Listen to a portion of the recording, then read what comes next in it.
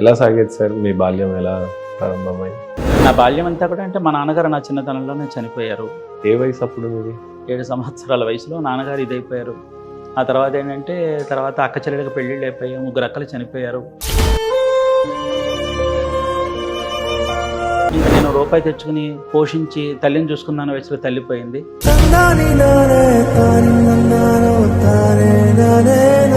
ఈ వయసులో కొడుకుని తీసుకెళ్ళిపోయాడు దేవుడు.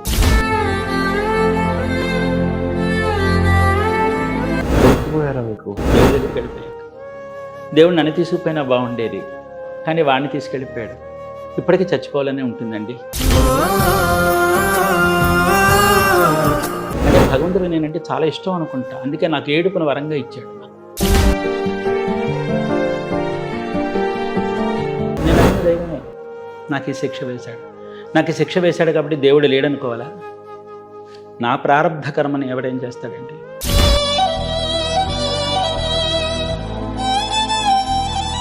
చాలా మంది తల్లులు చిన్నతనంలో భార్య పోవటం, ఒంటరిగా ఇల్లు నడిపించటం, సంసారాన్ని లాగటం. మీరు 7 ఏళ్ల బాబు అని అన్నారు. అన్నయ్య మహా అంటే 9-10 ఏళ్ళు ఉండొచ్చేమో. కానీ తల్లి ఒంటరిగా లాగిన ఆ తల్లి గురించి చెప్పాలంటే ఏం చెప్తారు? మా నాన్నగారు పోయిన నెల రోజులకి మా అమ్మగారు కాలు విరిగిపోవటం,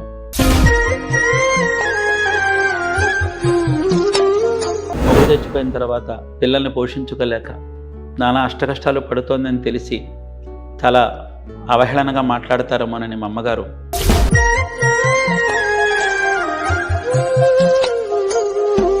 ఇందాక నా మాట అన్నారు, మీ జీవితం గురించి చెప్పండి. నేను నా జీవితం గురించి ఏం లేదమ్మా. ఈ ప్రపంచం చుట్టూ 3 వంతుల నీళ్లు, 1 వంతు భూమి. నా ప్రపంచం 4 వంతుల నీళ్ళే.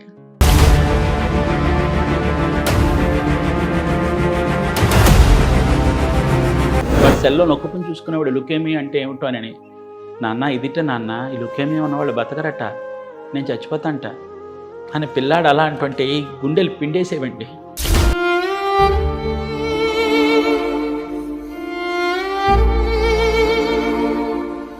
చివరి దశలో కూడా వాడు ఒక పావు గంటలో ప్రాణం పోతున్నానుగా కూడా నన్ను ఓదార్చాడండి.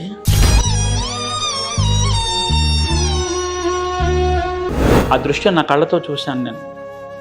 అన్ని రోజుల పాటు వాడి పడే అవస్థ, నోట్లోంచి రక్తం వచ్చేసేది, యూరిన్ నుంచి రక్తం వచ్చేసేది. బాగా గుర్తుండిపోయిన జ్ఞాపకం ఏంటి పెద్దవాడితో, బాబుతో? బాగా గుర్తుండిపోయిన జ్ఞాపకం ఏంటంటే పిల్లాడు నా నుంచి వెళ్ళిపోతున్నాడని వాడికి తెలియదు.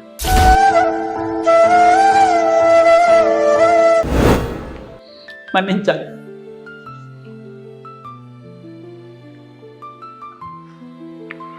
దేవుడు నన్ను తీసుకుపోయినా బాగుండేది. నాకు చిత్రవత పెట్టేశాడు దేవుడు.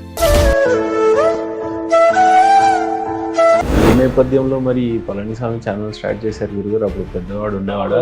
యూట్యూబ్లో కూడా వంటలు చేయొచ్చు, బాగుంటుంది అని చెప్తా. సరే ఇవన్నీ నాకు తెలియదు అంటే దీపావళి పండుగకు వస్తాను కదా నాన్న, అప్పుడు చేస్తానన్నాడు. నాన్న ఇవన్నీ చేస్తేనే నువ్వు ఎక్కడుంటావు తెలుసా? వాడు ఎక్కడో ఉన్నాడు, నేను ఎక్కడో ఉన్నాను.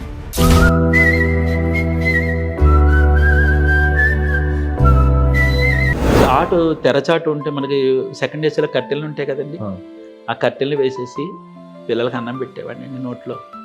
చెత్త తినిచ్చేవాడిని కాదు. ఏమో ఎవరైనా చూస్తారేమో పిల్లలు తినేటప్పుడు, వద్దులే పిల్లలకి దృష్టి తగులుతుంది. చిన్నపిల్లలు కూడా పాఠశాలకు పంపించేసేసా, పెద్ద అయిన తర్వాత కాటికి పంపించేసా. ఎవరైనా మా వాళ్ళు స్నేహితులు వీళ్ళు మా ఇంట్లో మా పిల్లాడి పుట్టినరోజు అండి, పిల్లాడికి ఇదండి అదండి రండి అంటారు. అష్టజాతకుని కదండి, వాళ్ళ ఇంటికి వెళ్ళి అక్షతలు వేయలేను నేను.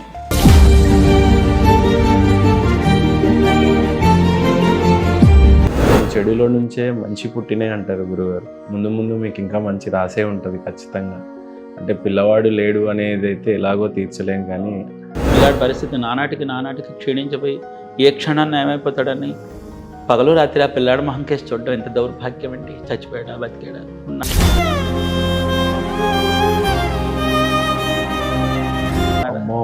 అని అలాగ చూస్తూ కూర్చుని లైట్లు అలాగా లైట్లు ఆరిపోయకుండా అలాగ చూస్తూ కూర్చునేవాడిని అనమాట.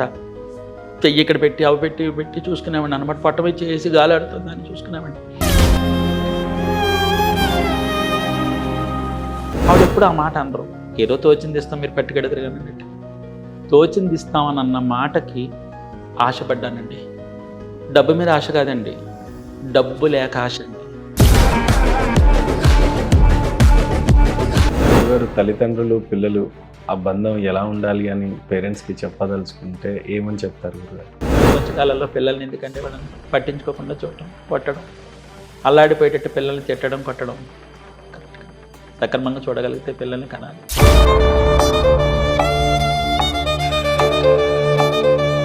కొడుకు ఎలా ఉండాలి, కోడలు ఎలా ఉండాలంటే ఏం చెప్తారు గురుగారు? కేవలం వాళ్ళిద్దరి సుఖం కోసం, వాళ్ళిద్దరి సంతోషం కోసం అభం శుభం ఎరుగని పెద్దవాళ్ళని వీధిలో పెడితే ఈరోజు రేపు అందరం పోతాము అని ఓదార్స్తారు, కానీ మిమ్మల్ని ఓదార్చే అంత స్థాయి నాకు కాదు, చిన్నవాడిని. కానీ కాదమ్మా, కానీ ఈ గుండెల్లో ఉన్న బాధ ఈ రోజున మీ ముఖంగా నా అభిమానులందరికీ వెళ్ళగక్కుని కొంచెం తెరుపున పడుతున్నాయి. అందించండి అభిమానులు, అయ్యో, మిమ్మల్ని బాధ పెట్టానే ఏమిటో.